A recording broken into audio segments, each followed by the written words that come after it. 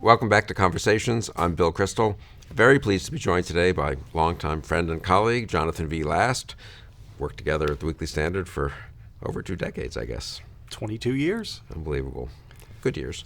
And now at the Bulwark, you're doing a fantastic job editing that. I don't really do much except occasionally forward a piece to you, which you improve, and I don't even write the pieces. I just forward ones that come in, and you improve them, and that's been terrific.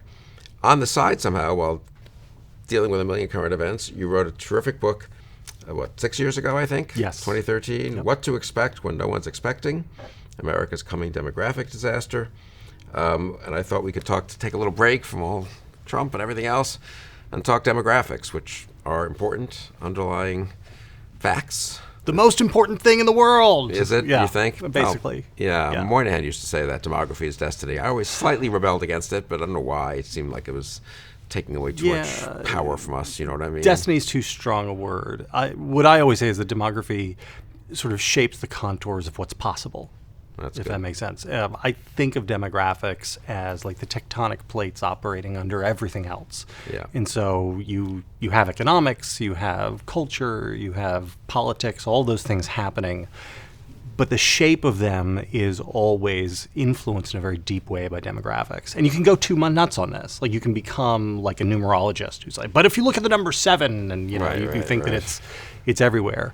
But you can't be blind to how important demographics is. And this book was very well received when it came out, and still in print, I believe. Is that right? Very much so. Okay, yes. Buy a copy. Right now. 7.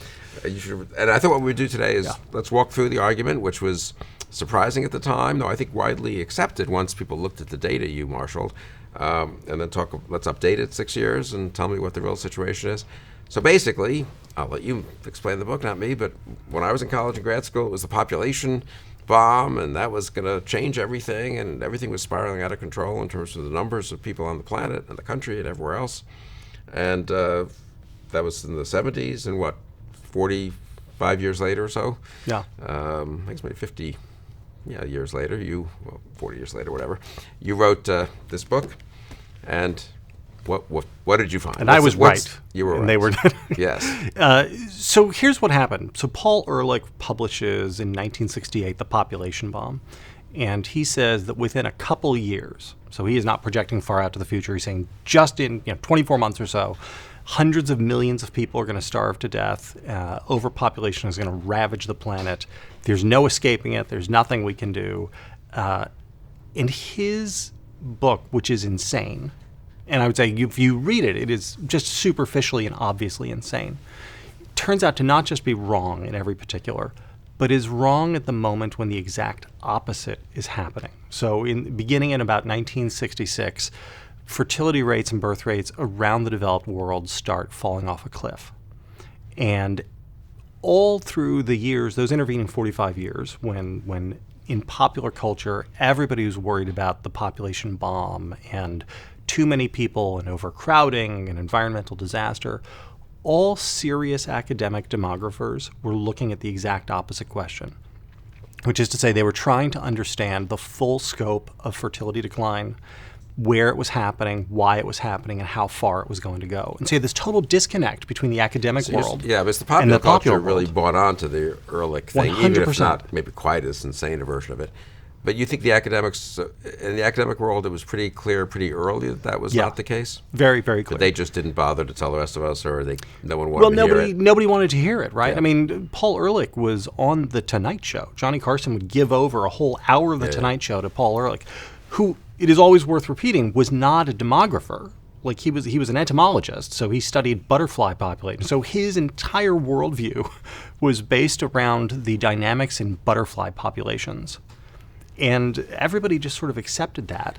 And it fed into the general cause of calamity, right, in the 1970s, right? Yeah. Everything felt like it was going wrong in the 1970s.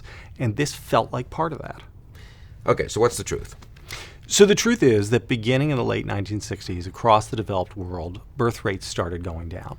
And this has continued basically unabated from 1968 until today. Now, And it birth is rates spread. can go down while population continues to go up, just to be Correct. clear here, right? Correct. Because So- you have a huge built-in, so to speak. So there's momentum, right? So, Right. so what you have to see is you have to see demographic momentum eventually petering out. And the golden number is always 2.1. So the total fertility rate, which is the number of children that the average woman has over the course of her lifetime, if that's 2.1, your population is going to remain stable.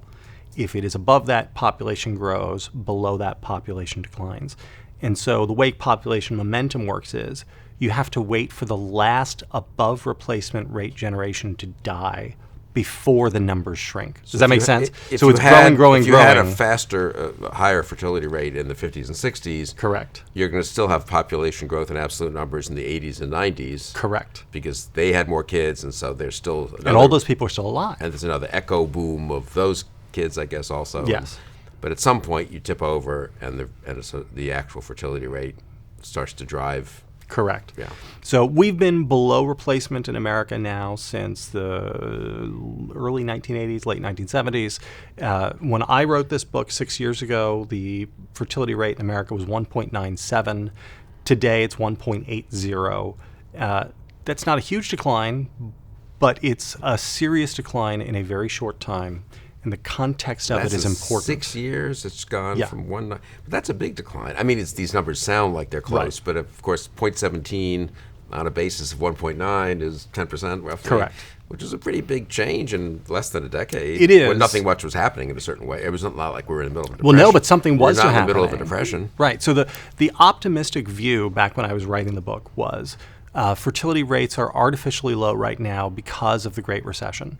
And once we have an economic rebound, then people will start having kids again. So what's really marked and important about this is that the decline happens while we're in economic expansion over the last 6 years. And that is the context of, again, which what I suggest in the book was all of the available evidence suggested that the glide path we are on in America, and frankly in the rest of the world too, is continued decline, and we don't have any way of knowing where and when it stops. And we have no reason to think that there's a rebound coming. There is no evidence to suggest that there is a rebound, where most models sort of go and assume that eventually everybody snaps back to 2.1, and that turns out to not have any real basis. People thought in the 80s and 90s, well, we're in a little bit of a lull, but it's going to come back. Right. And it didn't come back. And it didn't come back, basically. Or yes. not really at all, is what you're saying. And again, Just you to get see clear this, what this number means. So 1.8 means that all women, including some who have no kids and some who have 6 and whatever, the average woman in the United States in her childbearing years is going to have 1.8 kids, fewer than 2 kids. Correct. And the other half of this, and we can talk more about immigration later if you want, the other rosy part of the scenario, so 6 years ago when I was writing this, the people who thought maybe this isn't so bad, and this was a valid argument, was, well, we have a whole lot of Hispanic immigrants in America. Their fertility levels are higher, and so they'll carry us through. And the other thing we've seen over the last 6 years is tremendous drops in fertility levels from Hispanic Americans, who were at 2.35 when I wrote the book and are now under replacement. They're now just at 2.0 today. So yeah, I mean, you think That's the all total Hispanic. So immigrants might probably a little higher. Total immigrants probably a little higher, but Hispanic origin immigrants such a huge percentage of the total immigrant pie when you look at foreign-born populations in the U.S. And you could even say that it is the Hispanic drop which is really responsible for the lion's share of the total drop in the U.S. And this is something which, frankly, nobody saw coming.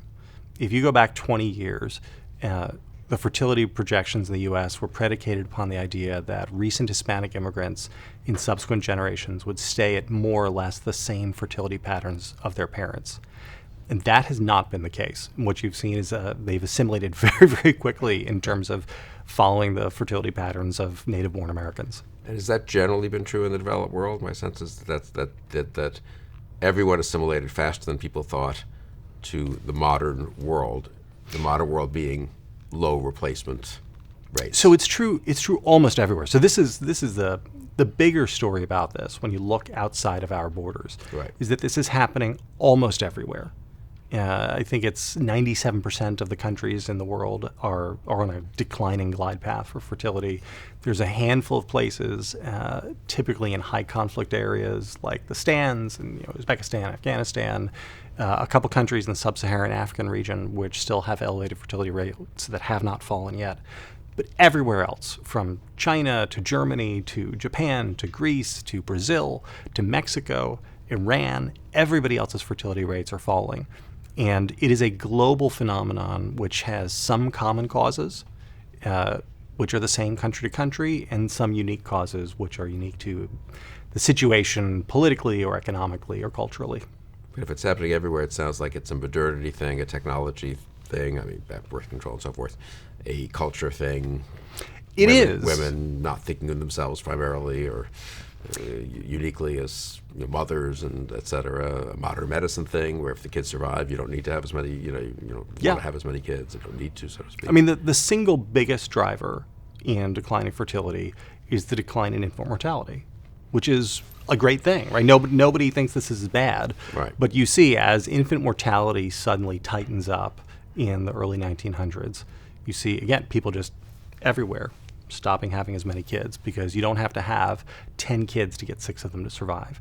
But people don't stabilize at 6 kids. Although, infant mortality, net shouldn't change it if people are being, this isn't the way people work, but rationally calculating, and they say, okay, if 6 out of 10 used to survive, now it'll be 6 out of 7 or 6 out of 6, right. And so I'll have 6 or 7 kids. But that's not actually what happened. No. That was like an interim moment. Right, exactly.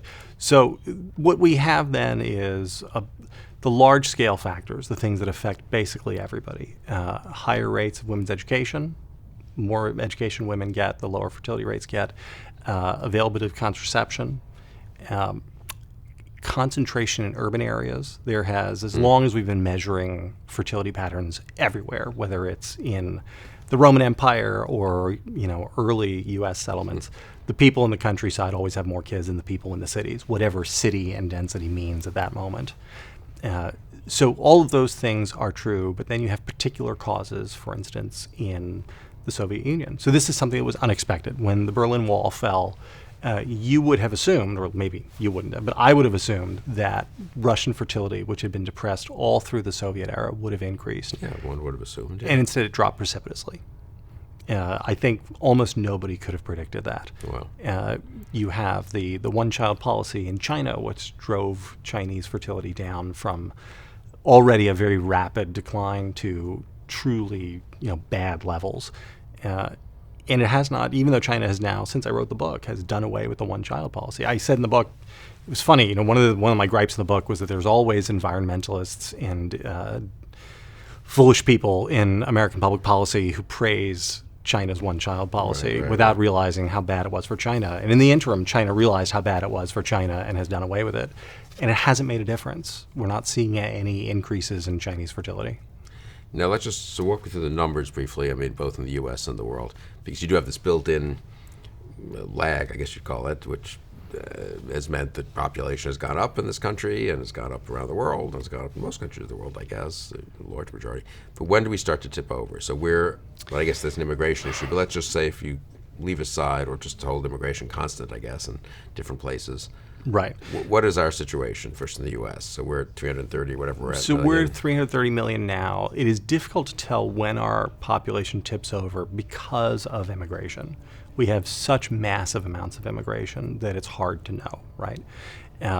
And that is something which has not been constant over the course of our country's history. We've had high immigration periods in American history and then low immigration periods. But ex-immigration, without immigration? Without immigration, we would be tipping over in about 30 years. And we would start we still plateauing. Have some built-in growth, so to speak. Some places are already in contraction. Italy is losing people year on year. Japan is losing people year on year. That's really something to think about. Japan more, because Japan has no immigration to speak of. Italy has some immigration from Albania. Russia losing people year on year.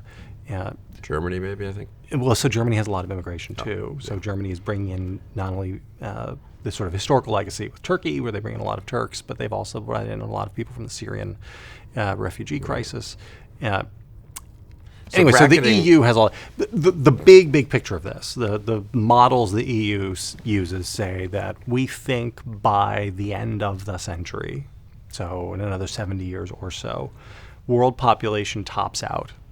World population tops out somewhere between 9 and 12 billion, and then starts declining. And EU population, what we would call the developed world, will have topped out earlier. Much because earlier. That's the Correct. leading By edge. 2050, 2070. So really, Europe starts to shrink. Yes. The historic, Now we'll get back to the question Cradle of civilization. why isn't this unfair to say it's a disaster and why is it bad necessarily? But that's sort of a separate question. And what are the real effects and implications of that? What about the massive countries, China and India? Where are they on this trajectory? So China is going to contract sooner, right? So China has now been sub-replacement since about 1980. So they've got another 30 years or so before they contract. But China has all sorts of stuff built into So really, it its takes like problems. 60 years of sub-replacement to get to. Yeah, you have to wait for that diminishing last numbers. above replacement generation to die. But China has an extra problem built in, which is that they have a huge gender imbalance. The Chinese, because of the one-child policy, were widely practicing sex-selective abortion, where if you can only have one kid, there was a huge societal preference for sons. And so once ultrasounds were available, there was a lot of find out if the kid is a boy or girl, and if it's a girl, abort the kid. Right. In nature, you get about 107 boys for every 100 girls that are born. In China, it's about 125 for every 100 girls. So this is not a small imbalance, it's a huge one. And what this suggests is that over the course of the next 50 years or so, you're going to have a huge population of unmarriageable men. That is, in an authoritarian country, a dangerous thing to have. And this, I don't know when you want to talk about it, but when we talk about why all this stuff is dangerous, it's not dangerous in isolation. If it's just America or just Greece, like these things are fine. You can manage your way out of them. There might be some unpleasantness, there might be some sluggish growth, but it's basically fine. The problem is that when you have fertility declines everywhere happening almost at the same time, and some of these places are stable societies and some places are very unstable, everything becomes a powder keg. And you can see your way towards all sorts of really bad outcomes, like, for instance, in China. I mean, when I think of China and the foreign policy challenges China represents to us, the thing which strikes me is how precarious a situation the regime is in there. You already have the labor pool shrinking a little bit. You have no pension system to speak of. And because of one child, they're going to have about 300 million retirees, but with no social security system and no children to take care of them. What happens to those people? Do they just all become homeless? Do they get sent out to the countryside to die? This is something that a country which did the Cultural Revolution, I think, would probably consider a policy option. But what sort of instability does that create? See what I'm saying? Like, everything becomes very uncertain, and you need a lot of good luck. Yeah, I mean, if you're Japan, you can decide, I suppose, or not decide, but you can accept the fact that you're just going to be steady state or slightly shrinking, or even not so slightly shrinking population. And, Radical shrinkage in Japan. Yeah. But you're wealthy.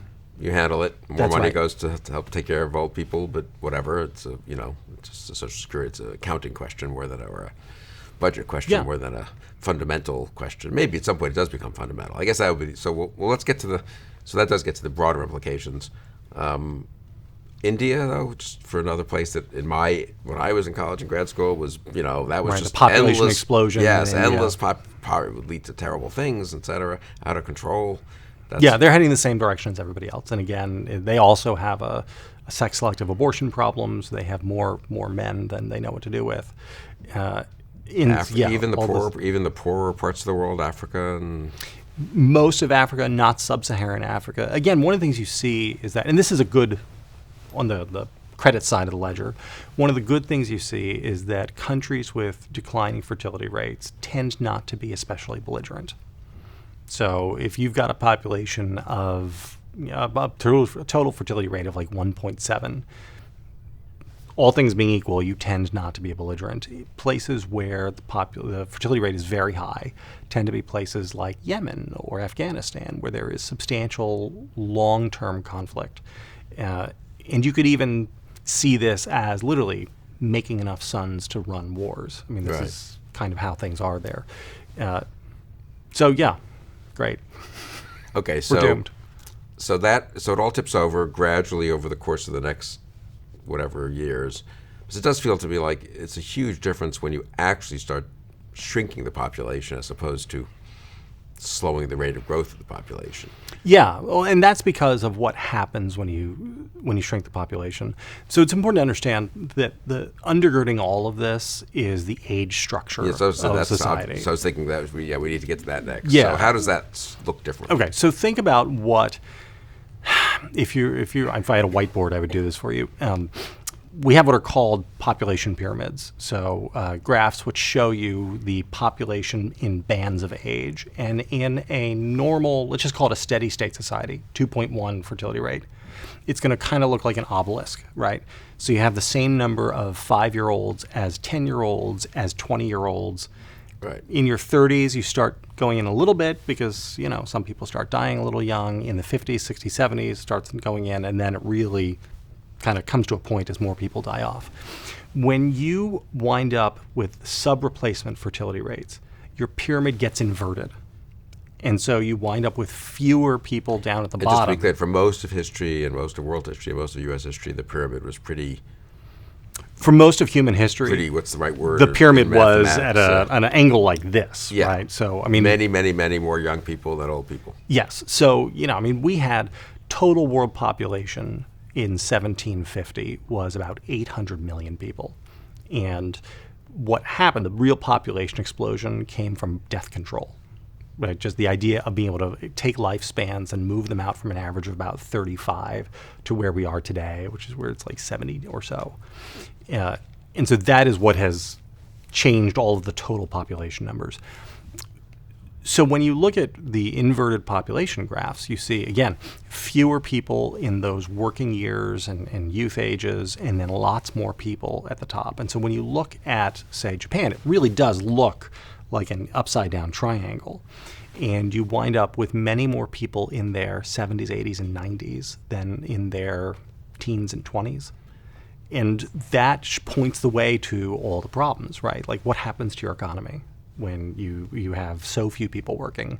What happens to your pools of capital, right? I mean, young people need to invest capital in sort of aggressive ways because they have long time horizons. Old people are just drawing down capital.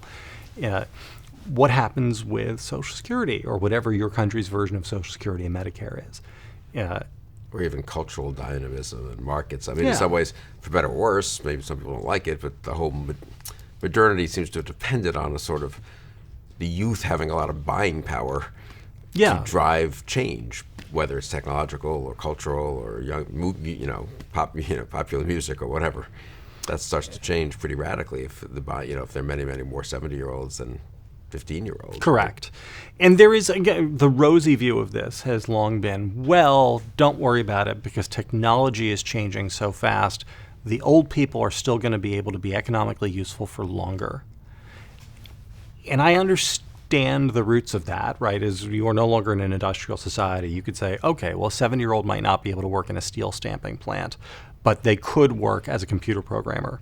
Except it turns out not to actually work that way. If you have any 70 or 80-year-old friends in your life that you maybe would not think could go out and learn to code, right.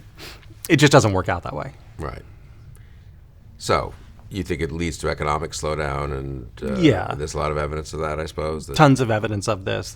You want more people coming into the workforce if you want to have a growing economy. Yeah, this is just the nature of the beast. Almost by definition, right? Growing economies have more people in the workforce.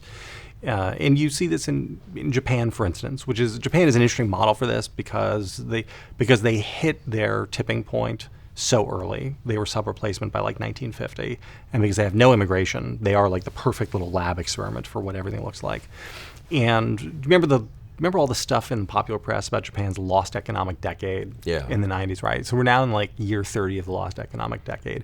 And everybody understands it's not a lost decade. This is just what demographic winter looks like from an economic point of view.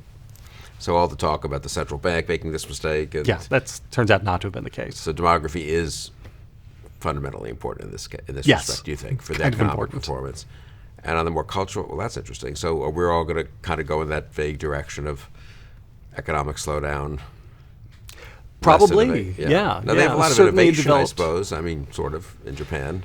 They do. I mean, it's a different kind of Robotics society, and stuff, right? So right. you see like cafes, and this is literally a thing you see, former daycare centers being turned into anti-aging clinics. There is now because the other piece of this, of course, is that as people get older, the society is more atomized because you don't have extended families, right? When you have only 1.3 kids, 1.5 kids, it means that most kids are only children. There are plenty of parents who have no children whatsoever.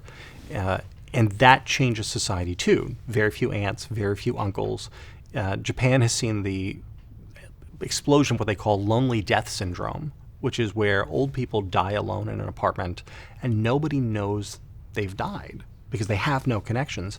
And there's a whole industry which has sort of sprouted up in Tokyo to go and clean out apartments where old people have died and been dead for like 2 months with nobody knowing it. Jeez. And that is, again, you could say this is the free market responding to it and see everything's fine. But on the other hand, I'm not sure this is an alternate reality that we really want to embrace. Do we have is there any history of societies, dealing with this? I mean, of sort of negative growth. I mean, when medicine was much, much worse, you did have plagues. Countries lost a quarter of their population.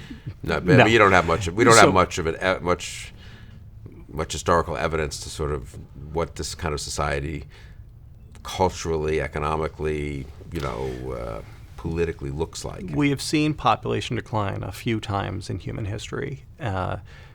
It has never before been accompanied by peace and prosperity. It always looks like the Dark Ages or the Middle Ages or the fall of Rome or something like that. It's possible this time could be different, right? I mean, we should never blind ourselves. This is why I rebel a little bit against demography as being destiny. Right. It's true that this time could be different, but it always makes me nervous to hang your hat on that. So on the one hand, there's fewer males of warfighting age, so maybe that's good. But on the other hand, you're saying other aspects of it do have a feel of instability and a kind of decadence, which doesn't just go quietly and gracefully into the night, right? It's and you wind up self-explodes. with like real misery. Again, it is one thing to confront demographic troubles in a rich country. It is very different to do it in a poor country.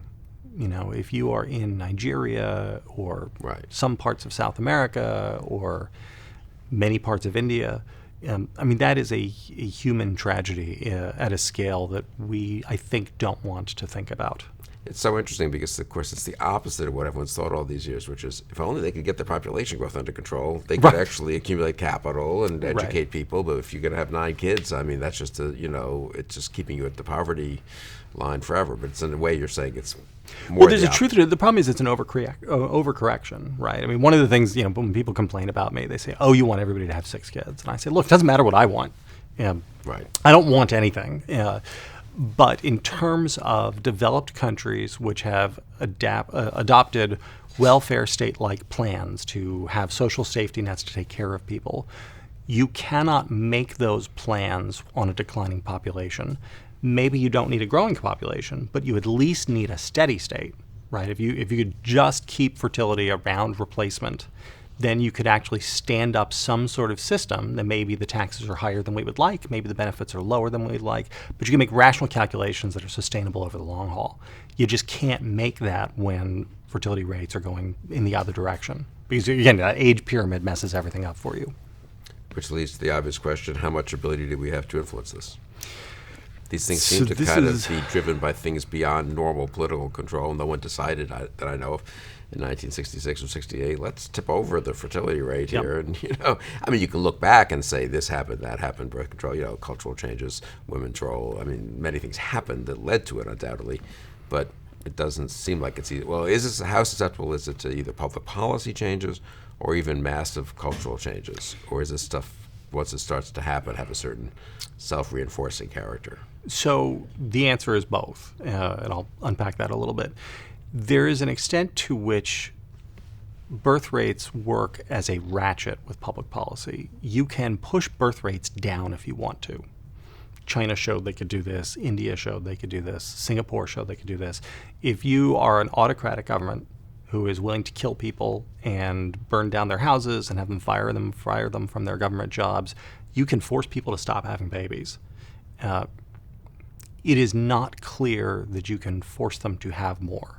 There have been a lot of attempts, both from developed democracies, ranging from the Scandinavian countries to France, to even parts of Asia, to autocratic countries like China, and trying to incentivize childbearing. And that is a very heavy lift. Like it's it's easy to tell people don't do this, but it's hard to say, go make a baby right now. And so you're a little skeptical that if we quadruple the child deduction and have child care for everyone and have every mother friendly policies in terms of parental leave and all the obvious kinds of things that people in both parties, that's sort of a left-right thing, right, are talking about, you don't think that's unlikely to make a big difference? Unlikely to make a big difference. Might make some difference. Certainly worth experimenting. Again, lots of people have some difference matters at the edge. And when you're a country, if we were at 1.4, then some difference doesn't matter. But where we are 1.8, some difference could matter quite a lot, actually. If you could get some marginal movement, that might be good. I'm very much in favor of experimenting with what I like to think of as bank shots. We don't think of college costs as a pro-natalist measure, but I think college is a reasonably large driver because it hits on both sides. Huge college costs and student debt force people to delay family formation at the beginning, and then once they start having kids, it's an engine governor telling them, boy, this is too expensive, you're going to have to send this kid to college someday. So attacking college costs, again, doesn't sound like it's pronatalism, but might have some effects. There are areas like that I think are worth expanding on. I get very nervous about saying, like, you can't do this, because you can always not do it until you do, right? And this is why policy exists. But in the main, big cultural forces of any kind historically tend to be resistant to policy. And honestly, if you go back to 1946, you would never have been able to predict the baby boom. So if you look at... It wasn't like we radically changed policies in ways that led to people having more kids. American fertility had been declining literally since the first census was taken in 1800. So a steady decline until all of a sudden we hit the post-war years and it doubles. And then it stays doubled for a full generation. So that is out of nowhere, and happened not just here but across much of the developed world. So you can't, nobody can predict an inquisition. You can't predict whatever that was that got into the water and into the culture. And that isn't to say that it could not happen again. But what I think of is this: the most promising thing is what the demographers and sociologists call aspirational fertility. So when you ask people, in a perfect world, how many kids would you like to have? And here in America, that number has been pretty high. It's been about 2.4 since the 1970s. And so it has been almost unchanged, even as actual fertility rates have gone down. So that suggests a real gap between achieved and aspirational fertility. I would look to try to fill that gap rather than try to convince people to have kids that they're ambivalent about having. But the way to fill the gaps would be to take away some of the disincentives that now cause a couple presumably to say, after the first kid or after the second kid, since you're at 2.4 aspirationally, that means almost half the people want 3, right? Yeah. Rather than 2, not half, but whatever percentage. And the danger... and so that's a college cost issue and a child care issue and a right. housing issue, I suppose. And just a family formation issue, right? So we are now at the first period in American history where the largest growth in births is coming from women over the age of 30. Wow. Which is crazy. And so this is what the demographers call the tempo effect. People want to have kids, but they feel like they can't do it. The tempo effect. So they keep pushing everything back further and further. And this has been enabled by technology, right? You have ways to have kids now when you're 40 or 41 or 42 even. The problem is that the technological forces which have allowed people to have babies later do run up against some hard limits. The economic forces which have been pushing people to not have babies earlier run up against no limits. I mean, those are essentially unfettered. What about groups within society? One has the impression, and it's clearly somewhat true, that different groups have very different birth rates. This discussion so far is sort of abstracted from that. How much do the overall trends sweep over all groups, and Right. tend to make them more like one another? How much do you still get big differences between, secular singles in New York and evangelical Huge couples differences. in Kentucky? Yeah, huge differences. And we're not talking about extinction. I mean, it's always, people say, oh, what? So we're all going to run out of humans? That's not the way it works, because everybody's fertility is not constant. In any population, you're going to have some subgroups with high fertility rates, and those people eventually inherit the earth, right? In the U.S., you can break out fertility by educational attainment. You can break it out by income. You can break it out by race. You can break it out by geography. The single biggest driver, and so one of the parlor games I play is when I go out and give talks about demographics, I will tell somebody, let me ask you 3 questions, and then I'll tell you how many kids you have. And the first question I always want to know is, how often do you attend religious services? Because that is the single biggest driver, bigger than education, bigger than race, as to what your fertility patterns are going to be. Higher, more religious, lower. higher. And this is a new phenomenon, because the patterns used to be sectarian. So it used to be that Catholics had more kids than Protestants, who had more kids than Jews. The sectarian differences have essentially all converged, and now it's the religiosity differences that are really, really telling.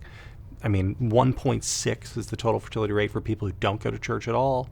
People who go Christmas and Easter at about 2.1, people who are once a month or a little bit higher than that, and then the people who are at services once a week are around 2.6.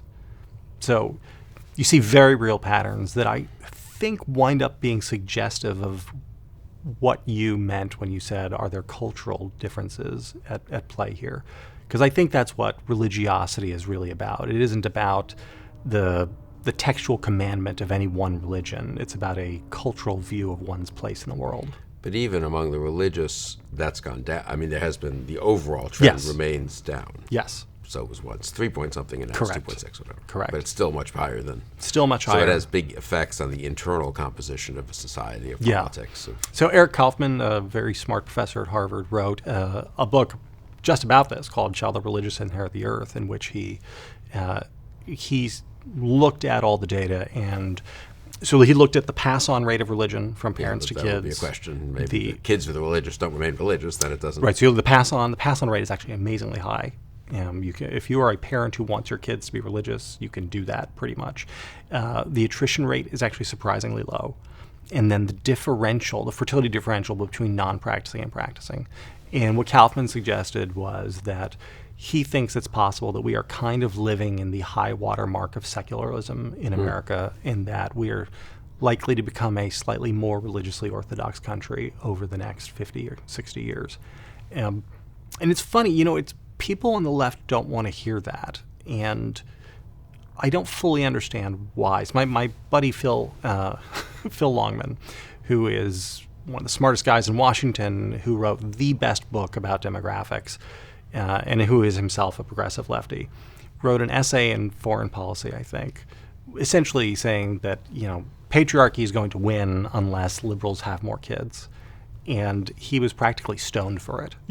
What he was saying is just like, hey, if you listen to NPR, that's great. You're my kind of people. Why don't you have one more kid? And I make that case when I go out and I talk to people. I say, look, I love my progressive friends. I wish there were more of you. Have another kid. And they find that a very disheartening message. And it's probably not being listened to. No. I mean, they're not. But that's okay. I don't want that on my head. Any specific person. Yeah, it's not your deciding thing. But I'm saying, generally speaking, there's no evidence of much of a reversal. Is there evidence of a reversal? Is a little bit of a, geez, I don't want to be part of a society that's shrinking, any kind of, I mean, I'm really struck by, I had not realized actually since I read your book when it came out, obviously, we talked a lot about it, and haven't talked that much in the last few years, and you haven't really written that much, I don't think. 197 to 180, even if it's mostly recent immigrants assimilating to the American norm, that's a pretty big drop, isn't it? It is. It's a really big drop, and I guess we can't just assume that it doesn't keep going. That's the assumption one wants to make is, well, of course, it stabilizes somewhere. But what is the truth about that? Do these things is there some place where, when we look at a Russia or a Greece or a Japan, where of course ultimately it sort of stabilizes, or how low can it go? I guess is another question. So people used to think that what they called lowest low, which was a term of art, was anything below 1.5. Since then, most of Europe is around 1.5. If you look in parts of Asia, you see 1.3 or 1.1, and I think Singapore went sub 1 to 0.9 for a year or two. You have to understand that total fertility rate is sort of a statistical construct, right? It's like a snapshot in time where you're making a bunch of. So I always tell people, don't like get hung up on the absolute numbers of these things. You're always just looking at like big trend lines. The real concern is actually about what we were talking about with aspirational fertility, because there are places now where aspirational fertility is below replacement level. And that is suggestive of the real, like, go hide away, like bad things are coming. Because when people don't even want to have replacement levels of kids, then the chances of having any rebound effect are almost nil. But it also suggests that this is a norm which can re-anchor. So sociologists for generations thought that 2 would be the lowest that it could possibly go. The plurality preference for 2 kids was just natural. We are hardwired for it. And about 10 years ago, we first saw some evidence in a couple European countries of sub-replacement, like 1.9, then 1.7 as aspirational fertility targets. And we've seen more of that. We see it creeping up in a couple places in China. And what that suggests is if you spend your whole life in a lowest low society, you begin to think that that is ideal. So this is just an empirical question. Has the decline slowed down? I mean, has the curve kind of started to stabilize over 30, 40 years, both in the U.S. and around the world, developed world, around the world as a whole, or is it not slowing down? I mean, the curve, the rate of decline in the developed world has slowed down. You would expect because that, it's course, so low. It's not going to be as fast from 1.7 to 1.6 as it was from 3.2 to 3.1, right? The rate of the curve in the developing world is still quite steep. When you look at what's happening in Iran, when you look at what's happening in Mexico, Mexico's fertility is now peaking below replacement. The Mexican fertility rate will be below the U.S. fertility rate at some point. Wow. Which is an amazing thing, which nobody on the right can believe. They think it's impossible. Right. So, yeah, everybody's ox gets gored in this, and nobody gets away clean. Speaking of Mexico, that raises the question of immigration, which comes into these demographic debates some. How big a difference does that make? I mean, both the immigrants themselves, of course, add numbers, and then they have a higher propensity, I think you were saying, at least in the first generation, to have kids. Yes. So that adds a few extra numbers. Yes. But yeah, I mean, so immigration, it's tough to talk about it because the politics of immigration are so fraught. So I always try to sort of just say, let's just put politics aside and look at the data. Yeah. We have been lucky from a demographic standpoint to have immigration. We have about 40 million foreign-born people in the U.S. right now, about 27 of them here legally, the rest illegally. Those folks have higher fertility rates than native-born Americans do. The undocumented people have higher than the documented people. You see, weirdly enough, relative differences between the immigrants and their sending countries depending on the country. So what I mean to say is the people coming from Mexico, for instance, tend to have a higher fertility rate than the people in Mexico themselves. Right? So the people in the higher end of but this is not true with, say, Vietnamese. So people coming here from Vietnam have lower fertility rates than the people who are staying behind in Vietnam, which are, again, just, I think, evocative of how much of this is cultural, right? You know, these things have deep cultural sources to them as well. So one of the things we look at is that our total fertility rate has been buoyed by all of this immigration, which is good. Again, just as an objective measure, whatever costs and problems you want to say, because there is nothing for free, and I'm happy to stipulate to some, if not most of them. The problem is that those people, as we said earlier, are assimilating in their fertility patterns very quickly, which means that if you're going to keep things close to the 1.8, 1.9 mark, you've got to add more people every year. Right, you see what I'm saying? So it's like when you're 5 games into the Major League Baseball season, you can change your batting average by going 3 for 5 one day. Right. But by the time you're in September, going 3 for 5 makes almost no difference. You got to have a whole bunch more at bats. Right. And the same is true with total numbers of immigration. And for the people who say, "Oh, don't worry, we'll just rely on immigration," the math doesn't really work. And eventually, you wind up at a point where you've got to be having 19 million new people every single year. And even if everybody wanted to do that, just logistically, you can't build a new New York City every single year. Right. Right. I don't know what we have now, but it's you got to build like schools and roads Yeah. and sewers and water treatment facilities. It just isn't practical, even if it were desirable. So that's not the answer to all of this. And then there's a second problem. There's a supply problem as well as a demand problem, which is that historically, when countries go sub-replacement, they cease to become sending countries for immigration. So if you have 1.5 as your total fertility rate in country X, you are unlikely to send a high number of immigrants anywhere. People just tend to hunker down.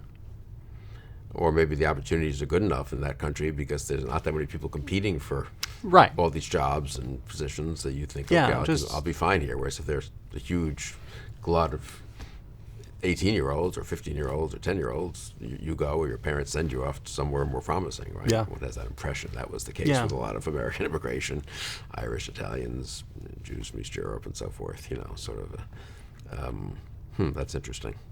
Well, so what about politics? You've been sort of saying it's good. You do say it in the book it's a disaster, and I guess we've touched on that, but just walk me through that a little more, because I guess one could say, look, if this isn't going to change, we have to live with it. And we have ways of living with things that people didn't have 50 years ago, let alone 500 years ago. So is it really beyond belief that we could stabilize at 300, and I'm making this up, 80 million Americans, and maybe slide down to 370 in the next 10 years after that?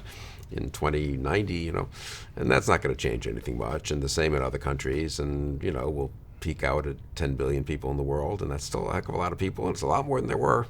I mean, that is impressive how much just the built-in previous growth still generates big numbers. Yeah, right. The demographic momentum is a hard thing to get your head The world existed around. when it was 7 billion, or exists now when I don't even know what it is now, it's 7 to 8 or something. And it's going to go back to 7 to 8, and why is that so terrible? Here we are. And so why are you not being... not alarmist in the sense that the numbers are correct, but alarmist in the sense of thinking this is somehow a big disaster. It's a cyclical thing, and Right. we've never had this cycle quite before, because we've never had nearly this many people in the world before. But maybe it's okay to kind of... It's just a question of getting from here to there, if that makes sense.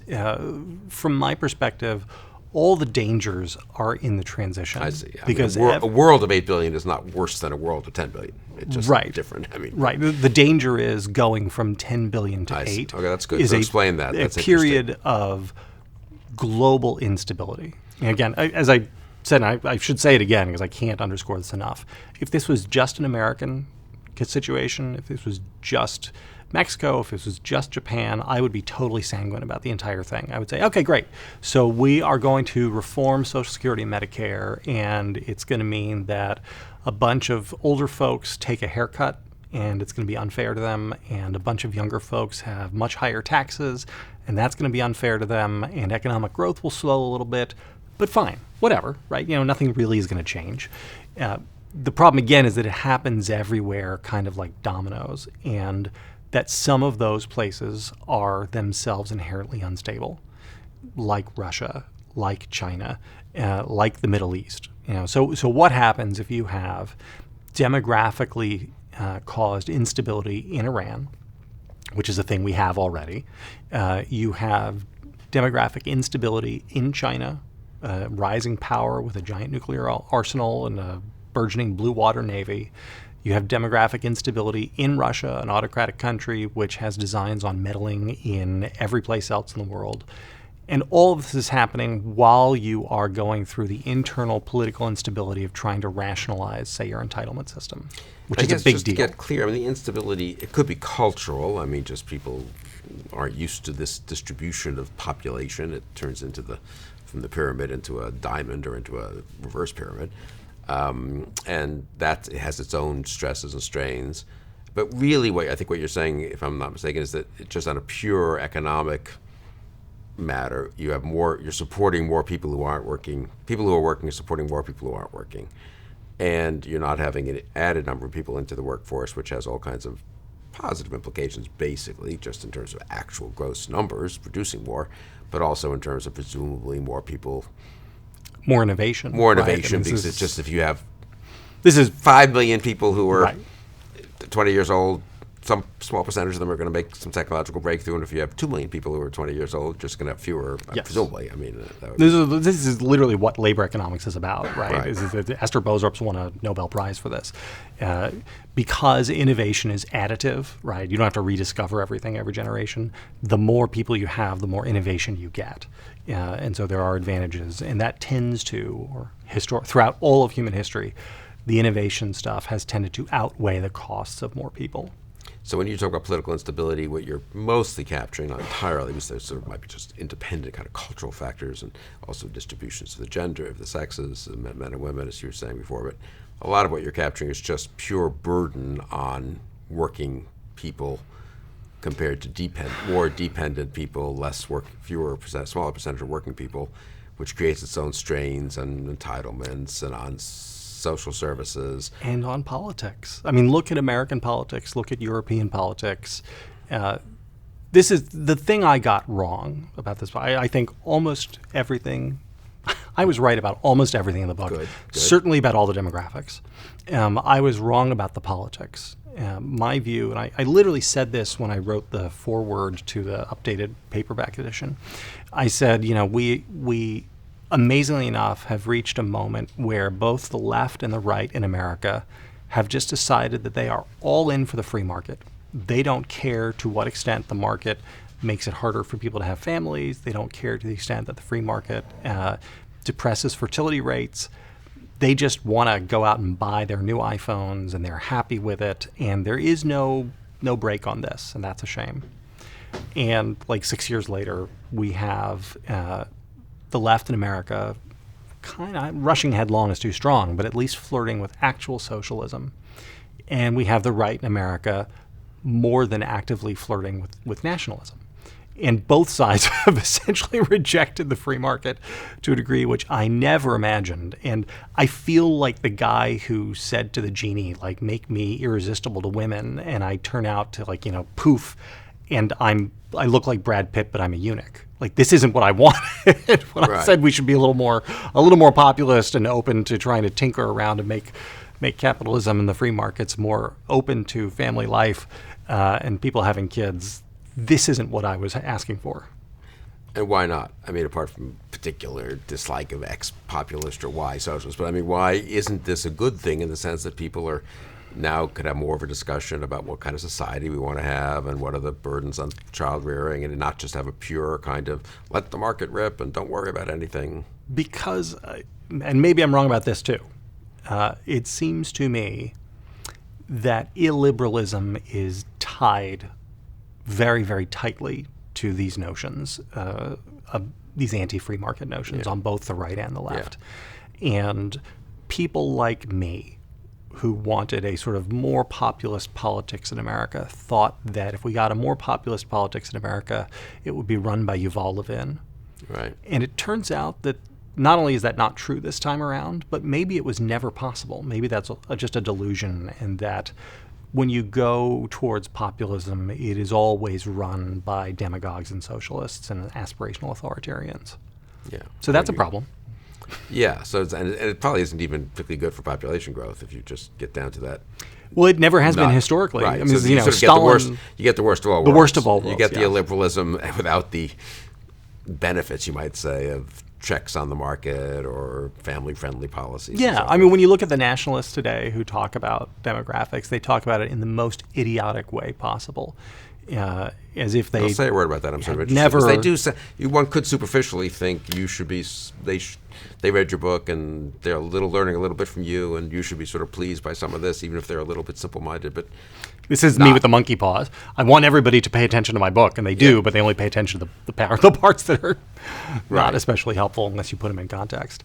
Yeah, I think that's true. They come out thinking, well, why shouldn't we have essentially socialized daycare, right? This is like the Ivanka Trump thing, which I am fine with as an expression of values, but you just shouldn't expect it to deliver results, right? If you really care about results, then you've got to experiment in very targeted ways, and you've got to look for bank shots, and you have to pay attention to what other countries have done before you, and what has worked here and what has not worked. And we don't get any of that, right? Instead, it's all like virtue signaling. We want to show that we're good for the family, so we'll do X. And the more progressive left, I think, has done almost the same, except that they can't say out loud that they can talk about wanting to make life easier for families, but because of environmentalism, and there's still an environmentalist hold on the party, they can never say out loud, hey, we want to make sure that women are allowed to have as many babies as they aspirationally desire to. Which, again, is a weird thing. I would have thought, I mean, Elizabeth Warren's The Two-Income Trap almost says this explicitly. This is a book she wrote in... like 20 years ago, I think. Or 15 years ago. Maybe. 15 years ago. Whatever. I think you wrote about it in the I did. It's a great book. Mm-hmm. It's like the most conservative book written in the last 30 years. I'm actually surprised it hasn't come up in the campaign. But she talks about finding ways to reform the market so that women can have the families they want to. And I don't think that sort of language is welcome in liberal circles right now, purely because of just latent environmental concerns. Even in a moment where, again, like the New York Times, 2 or 3 years ago, went and did this huge expose about like, hey, it turns out Paul Ehrlich was wrong about everything. And when even the New York Times has given up the ghost on that, I mean, it really is just the bitter enders who are holding on to the population explosion stuff. And I imagine one could imagine, if one could get beyond the current political moment, maybe certainly on the right, maybe on the left too, one could imagine a grown-up discussion of the more moderate efforts to temper some of what markets have been doing. But it does also sound to me like those moderate efforts, college costs, housing, more availability of housing, school costs, even especially for not public schools but parochial schools and others. Maybe we've discussed that a little bit. I mean, there's a lot of stuff that could be tinkered with to be more family friendly or more Absolutely. Larger family friendly. Absolutely. And this is one of the things if I were going to, so if you had come to me 15 years ago before I wrote this book and said, what is the way to incentivize people having more kids? I would have given you essentially like, the Rick Santorum King for a Day version of, well, you can give people baby bonuses, you can, give them tax breaks for having kids, you can set up government-sponsored 401ks where they match parental savings and that sort of stuff. And it turns out very little of that actually works. But what you could do, or we could at least try to do and see if it works, is attack like the positional goods like housing, right? So housing is incredibly expensive because it's all driven by education, right? As a public education. Your real estate costs are entirely dependent upon the quality of your school system. This is one of the things Warren talks about in her book, and she says she's very anti-teachers union back then, and she says partly it's because of the teachers union. We got to break the teachers union so that we can wind up disconnecting the quality of schools from the cost of real estate. That is the single biggest thing we can do to help families. I think she's probably right, at least in the diagnosis, if not in the solution. So those things I think could wind up being pronatalist. Maybe not. You have to look at the evidence. But I think those are the better ways to attack the issue, rather than just you have a third kid, we're going to cut you a check for $10,000, or we're going to set up universal daycare across the country so that working moms can work to cover the cost of having their kid in daycare for 8 hours a day. Yeah, I think there are all kinds of structural reasons young people looking ahead think, gee, if I have more than 2 kids, I mean, you're talking about big burdens, whether it's housing costs, college costs. The costs are insane. This is, when Phil Longman did his book. Chance. So there, one could imagine policy changes. Since presumably those things you can deal with them. Those are not just like intrinsic to modern life. We have a certain structure of higher education and college costs that could be changed. I mean, and you're saying that could change non-trivially I think so. But then there is the stuff that is more immutable, and it's the cultural stuff. And this is what gets to religion. I mean, I became after I finished the book, kind of obsessed about the religious angle in all of this, and wondering why it was that religious observance is what was the predictor of fertility and not sectarian stuff. Because I don't think it is that, religion X says be fruitful and multiply, so that's why people who go to church do it. I think it has a lot more to do with the view of one's place in the cosmos. Yeah, and right? a kind of longer perspective. And here I would want to defend the young people so there's a certain type of conservative who is obsessed with this stuff, who says the problem is that the kids these days are so selfish that they don't want to go they can't delay gratification.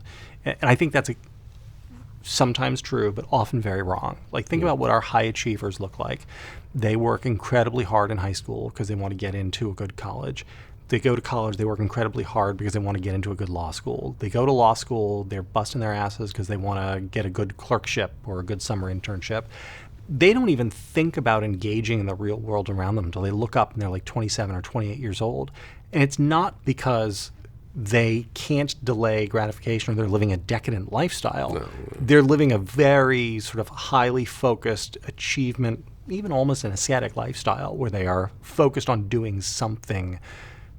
The difference is that the thing they're focused on doing is deeply internal, and it's a view of the world where the world sort of begins and ends with your journey on it, and you don't really owe anything to the people who've come behind you, and you don't really have any duty to the people who come after you. And I think that's the big worldview difference between the people who practice religion and the people who don't. They feel as though they have a debt to the future and an obligation to the past. And that is where it comes in with the sacrifice of having kids, because it's also not a ton of fun. Is the other thing. I mean, it's an incredibly demanding job. Yeah. It's a hard job. When people, before I had kids, when I would hear people talking about what a hard job it was, I would sort of like roll my eyes and think, you know what? I'm actually a pretty smart guy. I'm going to be okay. Because I thought they meant hard in the way that like organic chemistry is hard or differential equations are hard, but it's not. It's hard in the way that like digging a ditch is hard. You can't outthink your way past raising kids. You can't just do it smarter than everybody else and cut 30% off the effort. Right. It's just hard. Right. That's why I'm just maybe closing on this. I am sort of freaked out by the drop in the last 6 years. Because these were times of relatively decent economy, a lot of immigration, I think, and Yep. I think really got back much. A lot of foreign-born people in the country. I think that's at its highest level in a century. So presumably getting some plus from that, and insofar as they haven't quite assimilated yet to the low American rate. And yet the cultural forces were so strong that it wasn't just that we stayed level. We really dropped down quite a lot. Again, I come back to that. Now that presumably is the cultural change of people, ages, whatever the childbearing years are, 15 to 45 or something like that. Which again, I totally agree with you. It's not that they're selfish or decadent. Really, it's just a different time horizon and different priorities. And I do suppose that the sexual revolution combined with feminism has made a massive difference, because it was the women in particular who could put a check on the male. I mean, 100 years ago, careerism, if you just want to be simple-minded about it, and said, well, we also have to have a family. And there was a certain division of labor which allowed this to happen.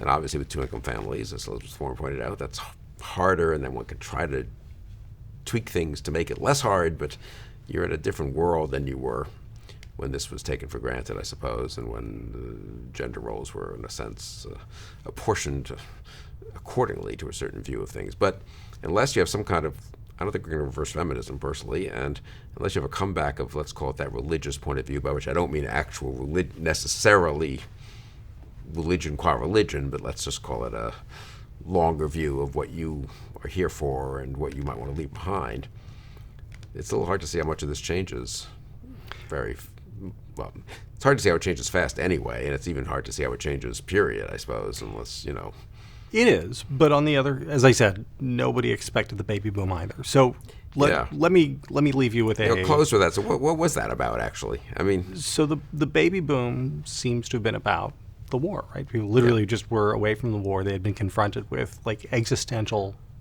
end to everything. They came back and they were just let's just live life now while we have it. I'm not saying this is going to happen. I'm not saying this is likely to happen. I think it was the Depression and the war. Don't you think? Yeah. I think that my impression from talking to people of that generation is there was a 15-year period, 1929 to 1945. This is America, obviously different a little bit in other countries, where people basically thought everything's falling apart. First, It was more just we can't get a job, and then we have to go, migrate someplace where working very tough jobs, and then things don't seem to be getting better. They're getting a little better. Whoops, 1937, another recession, back to where we were. And then the world's blowing up, and then war. And so after, I suppose, that 15 years, the psychological rebound must have been such to... Yeah. Think about this. So, we're living through, I think, a real moment in America with what has been referred to as the Great Awakening, right? The super progressivization of American youth. And at first I thought this was really just something happening online. I've become more in line with the view that this is actually a real movement that we will look back on as being a real thing. It is not crazy to think that it's possible, again, not likely, but possible, that the adult expression of this will be a return to family life and a sense of, hey, we are really concerned about the world around us, and the best way you can make a change is to have a family that is a force for good in the world, and raise them and improve your little corner of your world together as a family. Pass on your values and try to change the world sort of one little corner at a time. And so it's not crazy to me. For now, it seems to be the opposite. I think there's a lot of you change the world one little corner at a time, but the way you change the world one little corner at a time is not by putting more burden on the world, by having more kids and using more fossil fuels, and therefore it cuts the other way, right? For now. But these people are all like 18 years old now, right? They're kids, and they think the way to change the world one corner at a time is to be on Twitter or Instagram. Again, not crazy to think that it's possible that when these people are 28, 29, 30 years old, they decide, actually, I've just met this great girl, this great guy, and I really like my job, and I feel like I'm more enlightened than my parents were, and I don't know, we could be really good parents and raise a couple kids and make the world a better place. Woke, the term woke, I guess, I've never looked this up or really researched this at all. It has an African-American, I think, slang immediate component, which is now migrated into obviously the broader culture. But really, awakening, literally, it does imply... Religious awakening. Yes. Yeah, literally. And which is sort of by contrast with Enlightenment, I always thought. I don't know how much, again, way back when these terms, from the 18th, 19th century, how much these terms were thought to be in contrast. But Enlightenment is kind of a belief. You study, you learn, Jefferson, science, progress of science is enlightening us all, et cetera. And awakening is sort of a little different. It is the more you wake up to a religious experience. And if the future is to be woke, maybe the religious side of awakening will become stronger as opposed to the, environmental or climate change or... Yeah. And it doesn't even have to be related. It could be people who view it even in a secular humanist way. Right. So that would be an interesting question. Can you get there through secular humanism or... Do we have much evidence that that's ever really happened much? No. But again, this time could be different. Well, it is a very new moment. Right. Generally a new moment. Or it could be that the robots take over much sooner than anybody anticipated, and all of this becomes a sideshow to Skynet having become aware and us fighting for our lives against the robots. What about that? You actually know quite a lot about the tech stuff. A little bit. Take 2 minutes on that. I'm just being flippant. I know, but where are you on the spectrum of machine learning gets sort of liberates itself from because I do think the population decline, of course, does put quite a lot of pressure on or rewards even war.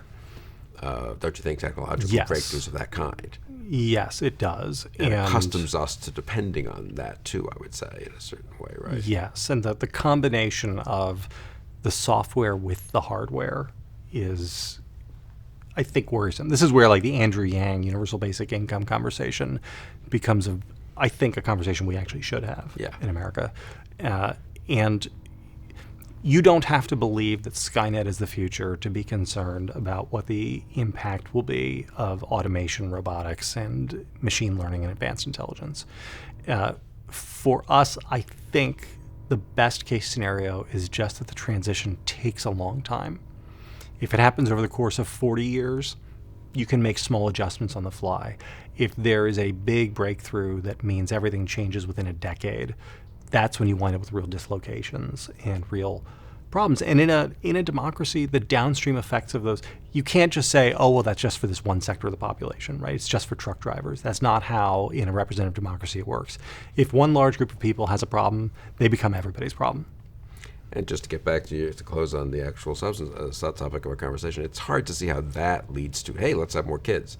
It would seem more obvious that that leads to, oh my God. I mean, who knows what the future looks like? But the one thing it doesn't look like is an easy future in which to make a living or in which to, plan ahead. And so I think we'll just hunker down, don't you think? I do think so. And there's some historical truth to that, right? In times of war, right? In times of war, people stop having kids most of the time. I would say for places that are in continual warfare, that is not the case, right? But you have like a country where you are in a hot war for 5 years. People just don't have kids for 5 years. And depression does.